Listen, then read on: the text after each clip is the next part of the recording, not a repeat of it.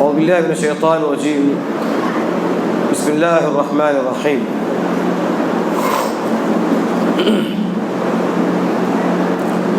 إن تجتنبوا كبائر ما تنهون عنه نكفر عنكم سيئاتكم وندخلكم مدخلا كريما. اللہ کا بے انتہا شکر، ہم نے آج تک نماز تراویح میں 6 پاروں کو مکمل طور پر سن لیا، لیکن ہم خلاصے کے طور پر ایک پارہ پیچھے چل رہے ہیں. 5ویں پاری کی ایک آیت کو میں نے آپ کے سامنے رکھا. اللہ رب العزت اس آیت مبارکہ میں مسلمانوں کو ایک آفر دے رہا ہے. آفر کیا ہے؟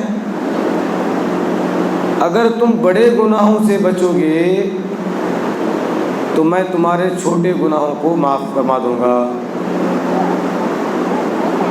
بہت سارے ایسے گناہ ہیں جو بڑے، جن کو ہم کبیرہ گناہ کہتے ہیں. کبیرہ گناہ ایسے ہوتے ہیں جس سے اللہ کی ناراضگی بندے کو حاصل ہوتی ہے. بعض ایسے بھی کبیرہ گناہ ہے جس سے انسان کا ایمان ضائع ہو جاتا ہے. ہر مسلمان مرد عورت کو چاہیے کہ وہ کبیرہ گناہوں سے بچیں. سوال یہ پیدا ہوتا ہے کہ کبیرہ گناہ ہم پہچانے کیسے؟ بعض علماء نے کبیرہ گناہوں کی تعداد 100 بیان فرمائی. ہمیں تو 7 گناہ یاد ہیں جو کبیرہ ہیں، لیکن 100 گناہ ایسے ہیں جن کو کبیرہ کہا جاتا ہے. کبیرہ گناہوں کو پہچاننے کا ایک آسان طریقہ یہ ہے، کبیرہ گناہ وہ ہوتے ہیں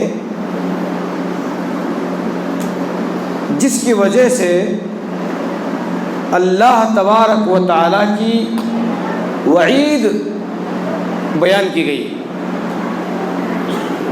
اگر تم یہ کام کرو گے اللہ کی وعید ہے، جہنم رسید ہو جاؤ گے. اگر تم اس گناہ کو کرو گے اللہ کی یہ وعید ہے، تباہ ہو جاؤ گے، برباد ہو جاؤ گے، ذلیل ہو جاؤ گے، خوار ہو جاؤ گے. تو کبیرہ گناہوں کو پہچاننے کا ایک آسان طریقہ یہ ہے، ہر وہ گناہ کبیرہ ہے جس سے کہ متعلق قرآن اور حدیث میں وعید سنائی گئی. نمبر 1. نمبر 2، گناہ کبیرہ یہ ہے کہ اس گناہ پر یا اس گناہ کے کرنے والے پر اللہ کی، اللہ کے رسول کی لعنت نازل ہو، اہل زمین کی اس پر لعنت نازل ہو. یہ کبیرہ گناہ ہے. کبیرہ گناہ یہ بھی ہے کہ جس گناہ کے کرنے پر اسلام نے حد بیان فرمائی ہے. مثلا اگر تم دین اسلام سے خارج ہو جاؤ گے، اگر تم کسی کا ہاتھ کاٹ دو گے، کسی کا پیر کاٹ دو گے، کسی کی آنکھ پھوڑ دو گے، کسی کی ناک کاٹ دو گے، یہ سب وہ گناہ ہے جس کو علماء کرام نے کبیرہ میں شمار کیا ہے. اسلام سے نکل جانا، اسلام سے آزادی کا اعلان کرنا، یہ بھی وہ گناہ ہے جس کی حدیں اسلام نے بیان فرمائی. بندہ زنا کرتا ہے، حدیں اس کی بیان، شراب پیتا ہے، حدیں اس کی بیان. تو اللہ تبارک و تعالیٰ نے کہا کہ اگر تم ان بڑے بڑے گناہوں سے بچ جاؤ گے نکفر عنکم سیئات، تمہارے چھوٹے چھوٹے گناہوں کو اللہ بخش دے گا، اللہ معاف فرما دے گا، اللہ عزت والی زندگی دے گا، اللہ چہرے پر نور نصیب فرمائے گا، زندگی گزارنے کے لیے اللہ آسانیاں پیدا فرمائے گا. لوگوں کے دلوں میں عزت اور ادب و احترام ہوگا تمہارے لیے۔ جو شخص بڑے بڑے گناہوں کو انجام دیتا ہے، شراب پیتا ہے، سود کھاتا ہے، زنا کرتا ہے، ماں باپ کی نافرمانی کرتا ہے، کیا دنیا ایسے شخص کی عزت کرتی ہے؟ کیا دنیا ایسے لوگوں سے محبت کرتی ہے؟ ہرگز نہیں۔ بڑے بڑے گناہوں سے جو کوئی بندہ اجتناب کرتا ہے، اللہ رب العزت اسے عزت دیتا ہے، اس کے چھوٹے چھوٹے تمام گناہوں کو معاف فرما دیتا ہے۔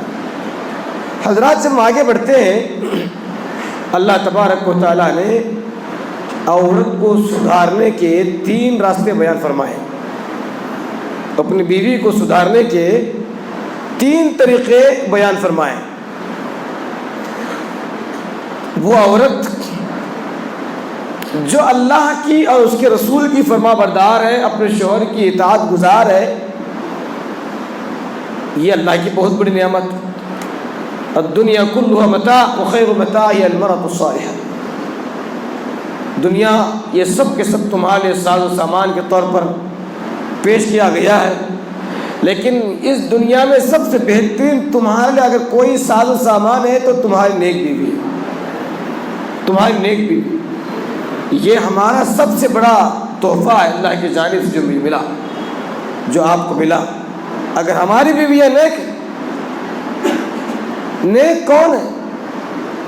فالصالحات قانتات حافظات للغیب بما حفظ اللہ، نیک بیوی جو نہایت ہی نیک، نگاہوں کے محافظ ہے، زبان کو قابو میں رکھتی ہے، نمازوں کی پابند ہے، رمضان کے روزوں کا اہتمام کرتی ہے، نیک، اور پھر اللہ والی، اللہ سے ڈرنے والی، اللہ کی حدود کو پامال نہیں کرتی ہے اور اپنے شرمگاہ کی حفاظت کرتی ہے، یہ تو نیک بیوی ہے۔ یہ اللہ تبارک و تعالیٰ کے انعامات میں سے ایک بہت بڑا انعام ہے۔ لیکن اس کے بعد والی آیتوں میں اللہ تبارک و تعالیٰ نے ان عورتوں کے بارے میں سبق سکھلایا جو عورتیں نافرمان ہیں، کیا کرنا چاہیے ان کے لیے۔ معمولی بات پر عورت جھگڑتی ہے اپنے شوہر سے، معمولی بات پر ناراض ہو جاتی ہے، اگر اس کی کوئی ضرورت پوری نہ ہو آسمان سر پر اٹھا لیتی ہے۔ ایسے بھی بیویاں ہیں۔ اللہ تبارک و تعالی ہمارے عورتوں کو عقل سلیم دے، اللہ تبارک و تعالی انہیں شکر والی زبان دے، اللہ سے ڈرنے والا دل انہیں نصیب فرمائے۔ عورتوں کی یہ فطرت ہے، وہ ناشکری ہوتی ہے، یہ فطرت ہے، لیکن اس پر تھوڑا ہم کو صبر کر لینا چاہیے۔ بادشاہ کی بیوی بھی بادشاہ سے یہی کہے گی تمہارے نکاح میں جب سے میں آئی ہے مجھے سکون ہی نہیں ملا، جب تک میں میرے ماں باپ کے پاس تھی ٹھیک تھی، جب سے میں تمہارے نکاح میں آئی سکون ہی نہیں ملا۔ بادشاہ کی اگر بیوی بن گئی تو اس کی زبان پر کلمات آنے والے ہیں۔ بسا اوقات غصے میں آتی ہے تو فوراً آپ کے تمام احسانات کو بھلا دیتی ہے، آپ نے اس پر جو احسانات کیے اس کے لیے آپ نے نہ جانے کیا کیا قربانیاں پیش کی۔ غصے میں آتی ہے خلاص ایک جھٹکے میں سب کو بھلا دیتی ہے، ایسا نہیں کرنا چاہیے۔ کئی ایسے ہمارے دوست ہیں، احباب ہیں جو بیچارے اپنی بیوی اپنے بچوں کی خاطر اپنے ملک کو چھوڑ دیتے ہیں، دیار غیر میں جاتے ہیں، دن بھر کی دھوپ کو برداشت کرتے ہیں، رات کی سردیوں کو برداشت کرتے ہیں، جہاں کام کرتے ہیں وہاں لوگ مختلف طرح کے ہوتے ہیں، ان کی جانب سے مختلف طرح کی آزمائشیں آتے ہیں، ان تمام قسم کی آزمائشوں سے برداشت کر کے، بھوک کو برداشت کر کے، بیماری کو برداشت کر کے، یقیناً ہم نے دیکھا ہے وہاں پر جو لوگ جا کر جو محنت کرتے ہیں، یہاں کے لوگ کیا ہے بس ان کو اپنی خواہشات یاد آتی ہیں، ان کو اپنی ضروریات یاد آتی ہیں۔ 1 تاریخ آ رہی ہے، 25 تاریخ کو نیوتا مل جاتا ہے حضرت جی کو، ہماری اماں کی طبیعت خراب ہے، ہمارے بھائی کی شادی ہے، ہاں ہمارے خالہ کی بیٹی کی شادی ہے، 10,000 روپے بھیجو ان کے اکاؤنٹ میں، ہاں ہمارے بچے فلاں جگہ جانا چاہ رہے ہیں، گھومنے پھرنے کے لیے جا رہے ہیں، انہیں اتنے پیسوں کی ضرورت ہے، مجھے اتنے سونے کی ضرورت ہے، مجھے اتنے چاندی کی ضرورت ہے۔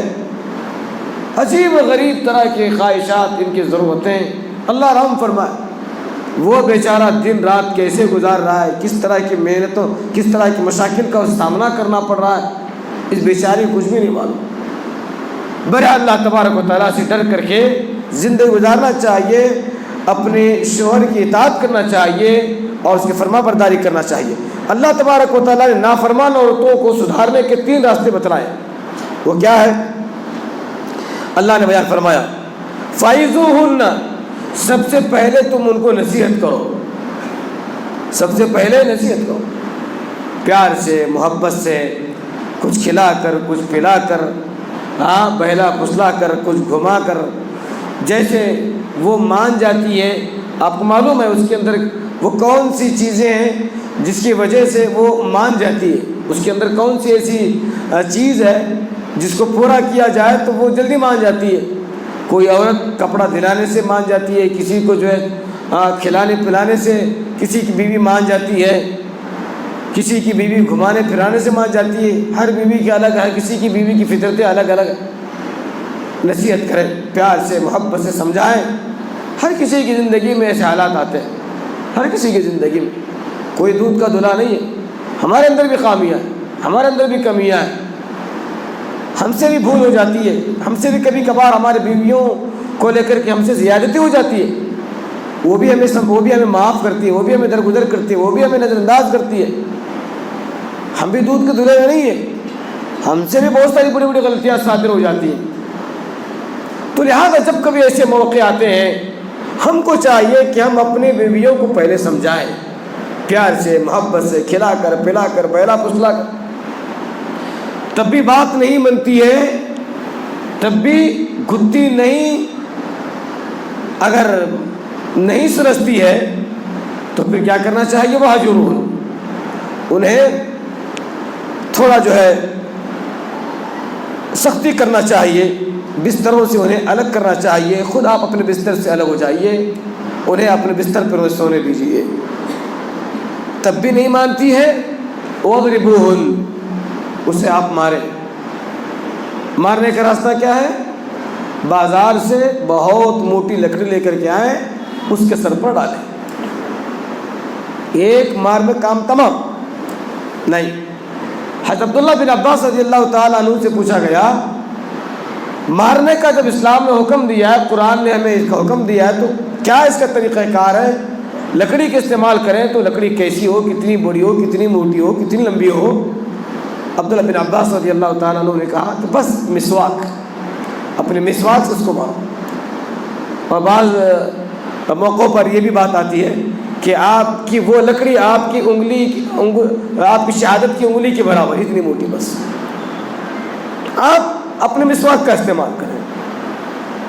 یہاں ہماری ترتیب الٹی ہے، پہلے لے طاقت آزمائی، لے دھڑل لے سوار ہو جاتے ہو، اس کے بعد جو ہے بات سمجھ میں آتی ہے، یار نہیں کرنا تھا، پھر سمجھانے کی کوشش کرتے ہیں.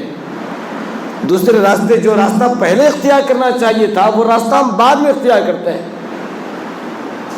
اور چہرے پر تو ہرگز آپ نہیں ماریں. اللہ کے رسول صلی اللہ علیہ وسلم نے کہا کہ لا تضرب الوجه، چہرے پر تو ہرگز آپ نہیں ماریں.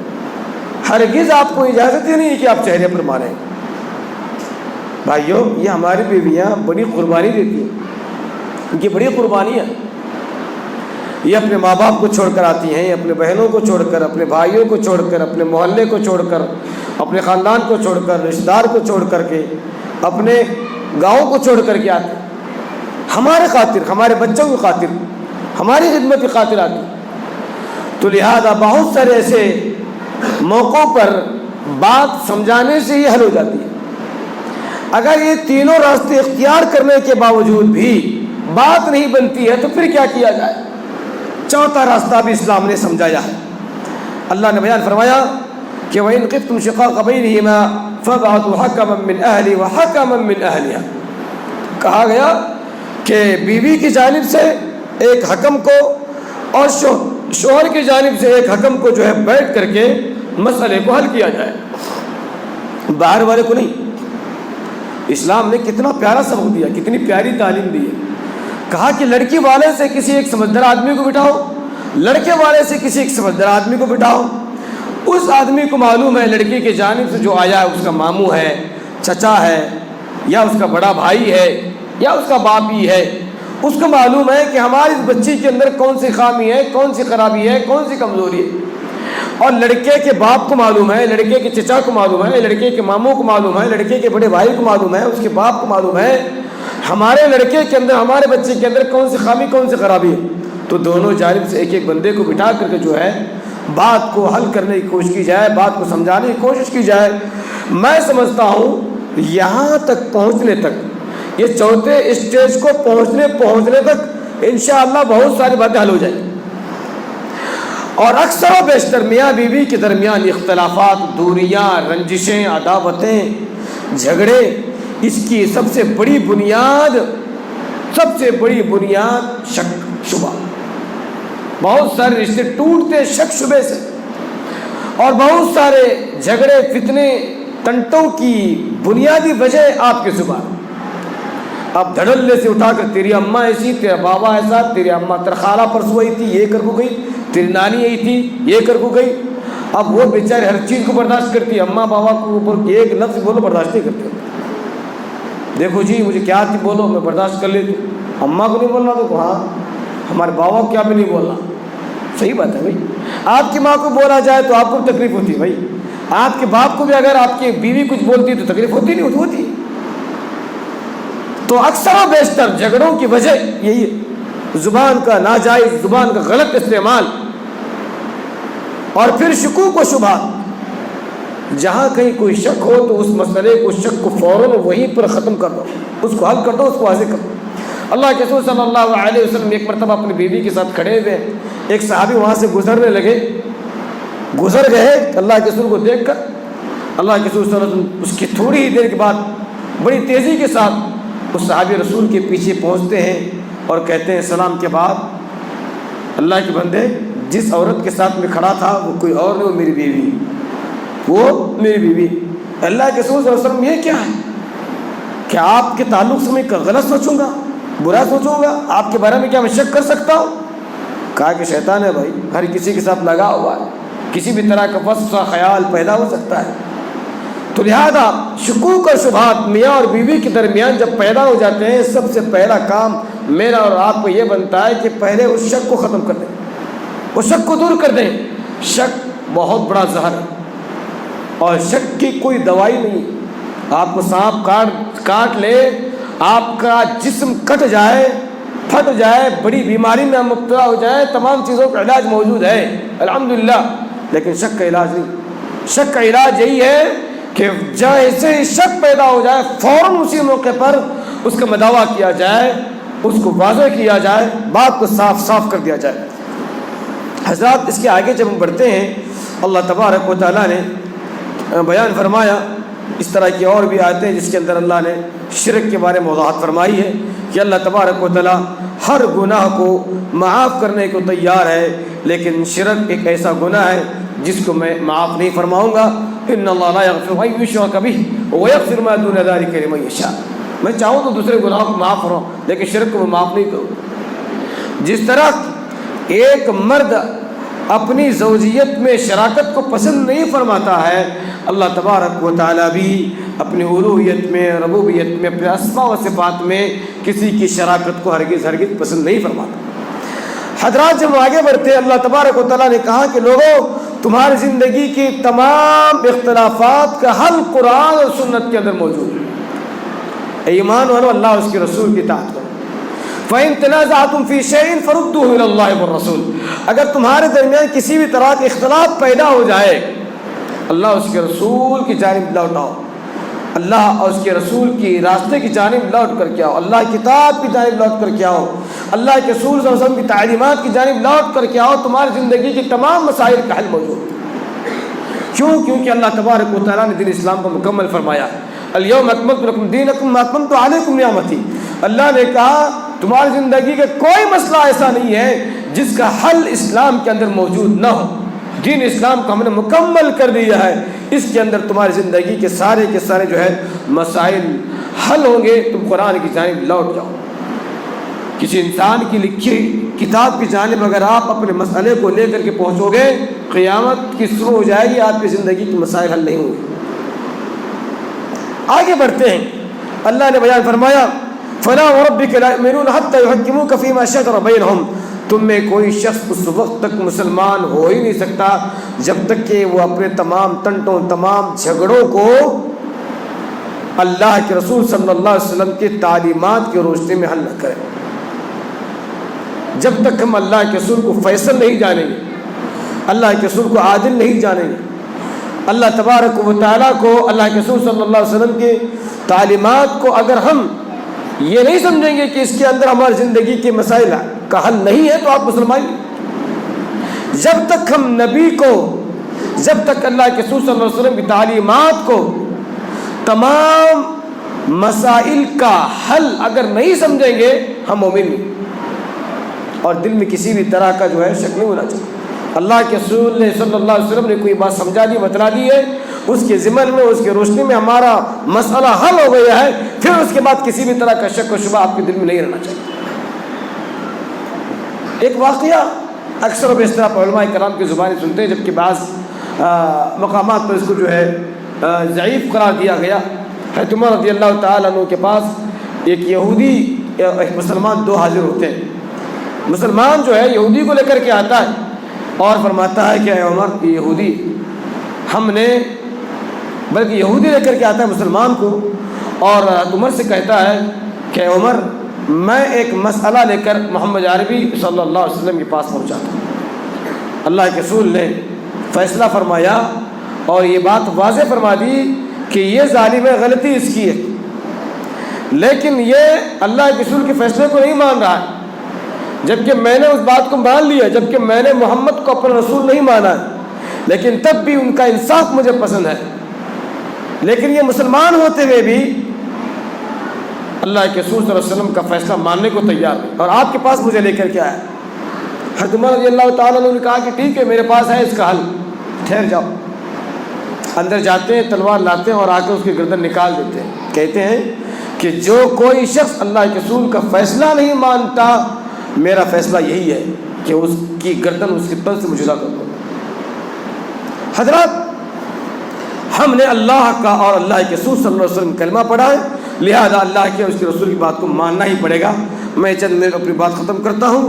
اللہ بیان فرماتا ہے کہ اینما تکونوا یدرککم الموت ولو کنتم فی بروج مشیدہ، لوگوں تم جہاں کہیں ہو، جہاں کہیں ہو، اپنے ملک میں ہو، دوسرے ملک میں ہو، محل میں ہو، جھوپڑی میں ہو، سفر میں ہو، جہاں بھی ہو، اگر تمہارا وقت اجل آ گیا، وقت اجل، آخری گھڑی تمہاری زندگی، موت کا فرشتہ تمہیں پالے گا اور تمہارے جسم سے تمہاری روح کو چھین لے گا، نکال لے گا۔ اگر تم کسی مضبوط قلعے میں بھی بند کیوں نہ ہو، تاکہ جو یہاں پر فرشتہ نہ آئے اور میں اب اس طرح سے مرنے سے بچ جاؤں، اللہ بیان فرماتا یہ ممکن نہیں، ممکن نہیں۔ تم روح نکالنے والے فرشتے سے بچ کر کے کہیں بھی نہیں جا سکتے، کہیں بھاگ نہیں سکتے۔ لہذا عقل مند مسلمان وہ ہے جو اپنی موت کو یاد رکھے، اپنی موت کو یاد کرے، استغفار طلب کرے، اللہ تبارک و تعالیٰ سے معافی طلب کرے، اور مرنے کے بعد والے حالات کو یاد کر کے جو ہے اپنے تعلقات کو اللہ تبارک و تعالیٰ کے ساتھ مضبوطی سے جوڑ لے۔ اسی میں اس کے لیے کامیابی اللہ سے دعا ہے۔ اے اللہ تبارک و تعالیٰ، ہم تمام مسلمانوں کو قرآن مجید کی نصیحتوں کو سمجھتے ہوئے اسی کے مطابق اپنی زندگی کو گزارنے کی توفیق نصیب فرما۔ آمین رب العالمین۔ آخر دعوانا الحمد للہ رب العالمین۔ السلام علیکم۔